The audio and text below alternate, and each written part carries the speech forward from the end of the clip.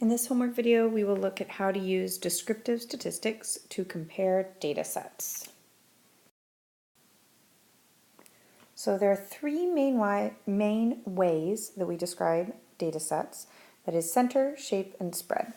So center is the average. Center is the measurement we most often talk about for data. That's like if you had to pick one number to summarize the data, what would that number be? What's the average height of a 13-year-old? You'd pick one number that's roughly in the middle, that's in the center. Shape is looking at whether the data is skewed or not. Are we looking at a situation where most people are in one section, but then there's some outliers on one side? Or is this kind of normally distributed? Finally, spread is looking at how much variation is there in the data set, how spread out is the data. Is everyone basically the same height, or is there a lot of differences between people? So there are lots of different ways we can measure these. We have three measures of center that we usually use. Let's write those down now. So mean, median, and mode are those really classic measures of center that you learned quite a while ago. Shape, you almost always have to evaluate by doing some sort of a graph. So the different types of graph we know how to do are dot plots, histograms, box plots. Those are the ones that do that. And sometimes we also consider outliers to be part of shape, but that's not really enough to say shape. And then spread, measures of variation. The most basic one is range. We also learned how to do the IQR, which is the interquartile range, and the MAD, the mean absolute deviation. All of those are measures of spread. So to summarize, center is evaluating which data set has generally higher values and by how much. Shape is evaluating whether they have a similar pattern or if one is more skewed than the other. And spread is evaluating which data set is more consistent and by how much. So whenever anyone asks you to compare a data set, you will always need to hit on all three of those ideas. All right, so these problems end up being quite long, so we're just going to do one example, and then in your problem set, you're going to have one more problem like it. So we're going to look at the test scores for 7 fictional, randomly selected students from periods 1 and 5. And we are going to compare these classes. So that means we're going to look at center, shape, and spread. So let's start by looking at the center for both data sets. And we could use mean, median, or mode, but you want to think carefully about which one's going to give you the most useful data. So I'm going to ask us to use the mean. You always want to make sure to use the same measure for both, because it wouldn't make sense to compare the mean with one to the median for the other. So please pause for a moment and find the mean for both data sets.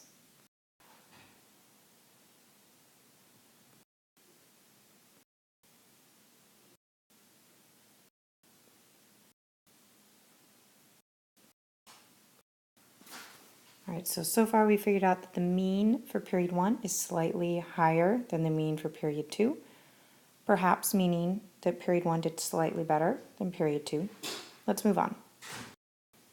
All right, so now we're going to try and compare them based on their shape. So please pause and make a histogram for both. You should scale the x-axis by 10, so have a bin width of 10.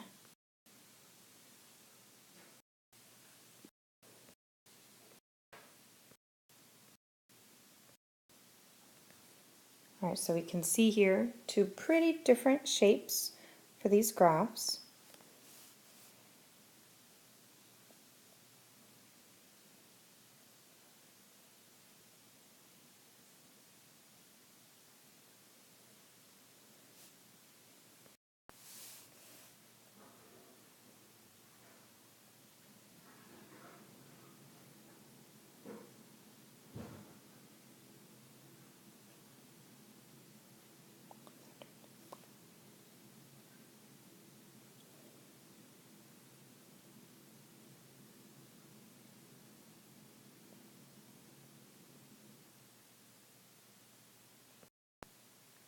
very symmetrical. All right, so far we know center and shape for both data sets. Now let's do the spread. So better measure spread would be using the IQR or the MAD. So let's go ahead and do range, just to keep things simple for this homework video.